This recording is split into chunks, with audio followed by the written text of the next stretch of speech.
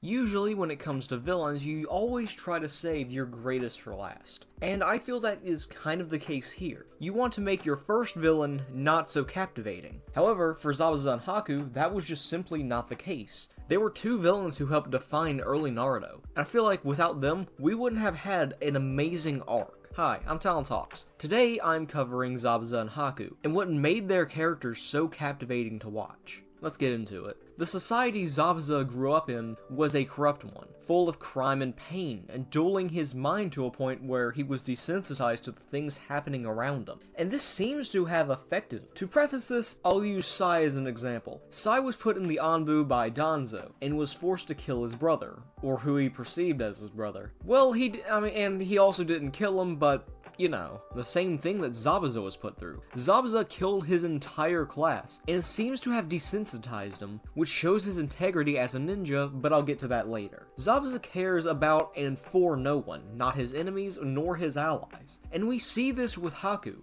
He mostly views Haku as a tool, and his enemies as obstacles that just need to be cut down. But despite the fact that he seemingly doesn't care for Haku, he compliments the kid a little, showing that Zabuza slightly does enjoy having him around. But he does this in order to have control over him. This creates a repeating cycle of Zabuza complimenting the kid being loyal, him calling the kid useless. Sakura fades in slowly. Wait, I'm not supposed to read that. Zabuza, while viewed as a god by Haku, is in actuality a demon. One devoid of any humanity. And we see this with his name, the Demon, as well as with his design. We don't see his face whatsoever until the end when his emotions actually bubble to the surface due to the death of his friend. He is an irredeemable creature. Nothing more and nothing less. And this is used to Kishimoto's advantage. I learned that if you remove the facial features, you can also remove the humanity from a character like with Guts. And if you can tell me where I got this perspective from, then I respect you. It helps us not sympathize or empathize with this character, because we aren't meant to see this character as human. We are meant to hate him, we are meant to despise him. But in the end, when his mask is stripped from his face, we begin to see this humanity that was once locked away from our view. And we finally feel like we're looking at a human in deep pain that can never be healed. And this pain stems from the fact that Zabuza is a shinobi, and he says that only true shinobi live with death, and are required to take a life, that a shinobi must be on list to be killed. From this, it appears that he has a twisted set of requirements for one to truly be called a shinobi, not quite a morality, but a sign of integrity that I got to earlier. And a requirement of that integrity is something he knows very well. In order to be a true shinobi, you must take a life. He also references Haku, and he doesn't see Haku as a true shinobi due to the fact that he hasn't taken a life. I'll get to that later with Haku, but he is just like Zabuza in a way. He believes that he wouldn't care, and he knows that those who hire him wouldn't care. He views Haku as just a tool. Gado's been using me, and I used Haku. Weren't you listening? It's a shinobi's lot. All of us are either users or tools, or both. I don't value Haku for himself, but for the taint his blood carries, and for what his talents could do for me. I apologize for nothing. This is no doubt due to the fact that he doesn't view others as equals. Haku is viewed not as a friend, but as an acquaintance. Not as a soldier, but as a tool. And he tries to hide the fact that he cares for Haku. But Naruto shows him the light and finally views Haku not as a tool, but as a friend who deeply cared for him. And this scene got to me upon my second watch because Naruto finally realizes that Haku is just like him. He wants to be acknowledged. He was acknowledged by someone and looked up to them. He was speaking directly from the heart with passion, sadness, and anger. And so outraged by the situation, he decides to kill Gado and send him to hell where he too shall end up. I love Zabuza for many reasons. He allows us to see the other side to Naruto and Sasuke, which I will get into in a couple minutes. Haku views Zabuza as a god or a king, and nothing else matters. It seems that whatever Zabuza says goes, in the eyes of Haku. Once more, I've explored how characters view each other in perspective, and this is no different. Haku's perspective is that he views himself as a loyal servant to Zabuza, and he will do anything and everything to protect him, while Naruto's and Sasuke's perspectives is hardly the same. Naruto views Iruka as a close friend, and Sasuke views Itachi as a pure evil that must be scraped from the earth.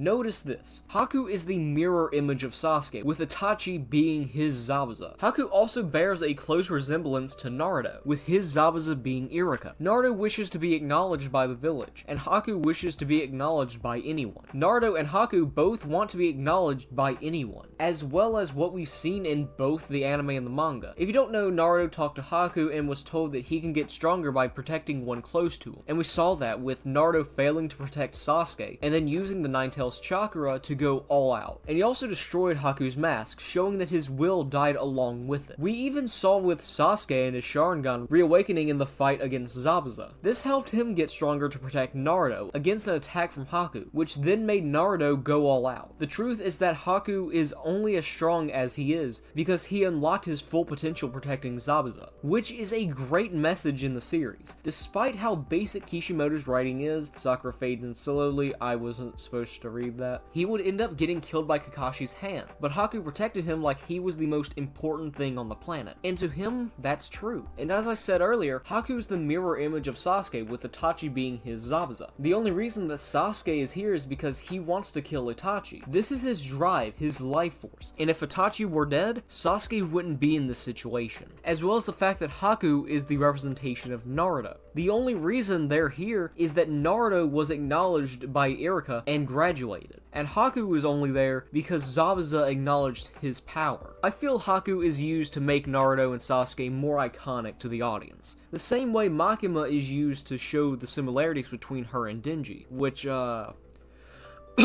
he won't kill Naruto or Sasuke. And what do you need to become a shinobi? To take a life. Which Haku hasn't done. Because he's a child, he has to sacrifice a part of himself to become a shinobi. But also, he doesn't want to kill these mirror images of himself. It's the basics of villains, making the villains somewhat resemble the protagonist. This allows for a more interesting flow in story, especially on the mental side of it. Now I'll talk about what I specifically learned from these two villains, and how we can create villains like this, and where we essentially are towards the end of their lifespans. Haku is an interesting villain because he's not really a villain at all. He's just very, very insistent on what Zabuza does. Though at the very least, he is an antagonist. One who just wants to do what he thinks is best for the one who saw something in him. Do I think he's evil? Somewhat. He's insistent on what Zabuza does, and he's insistent on helping this creature, knowing exactly what Zabuza is capable of and has done. But I believe there's a line between being evil because you're evil, and being evil because of your mentality. That's a great thing we get to see with other villains in Naruto, some with flawed moralities, much like Haku. Haku is flawed, he is wrong, but he is the best candidate for one of the first villains in Naruto. He knows what he's doing is an awful thing, but he does this out of love for the only one who looked at him. Whether it was due to the fact that he was a tool or a friend, doesn't really matter to him. I personally believe that Haku is the representation of innocence being killed by the fact that he must take a life, or relinquish his own to protect another. It's a concept not fit for a child, let alone for anyone to know. Every villain in Naruto has a morality, as I have already said, but with Zabuza, there is no moral. He's just Zabuza, the demon, and no one can stop that. He kills for money and because he feels like it. He kills because he wants. Nothing more, nothing less. And I think that's what's great about Zabuza. In a world where characters have a flawed morality, it becomes kind of not really fun to see. And if you overdo it, then it just becomes repetitive and annoying. But yes, those moralities are flawed, but there's still something there, like Pain, Madara, and Obito. There's something there that we can empathize with, but still view them as villains. However, Zabuza cares for no one's life, until the end when Naruto woke those morals which were hanging on by a thread. In the end, he truly did care for Haku. I believe this teaches the audience that you never truly know how much you care for someone until they're taken from you. And that is the most human thing from the demon among men. Hi, I'm Talon Talks. Thank you for watching this video. This has been about 2 weeks in the making. If you don't know where the original Kakashibo video went, you can still find it in the playlist, and if you watch even 2 seconds of it, you're gonna realize what's wrong with that video.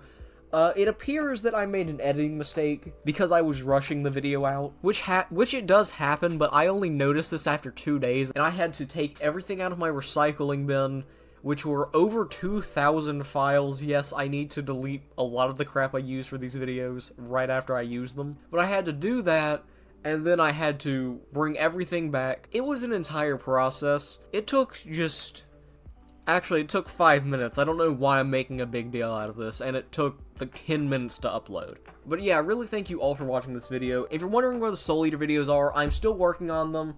The third video should be out shortly after this video is out, either very late this month or very early next month.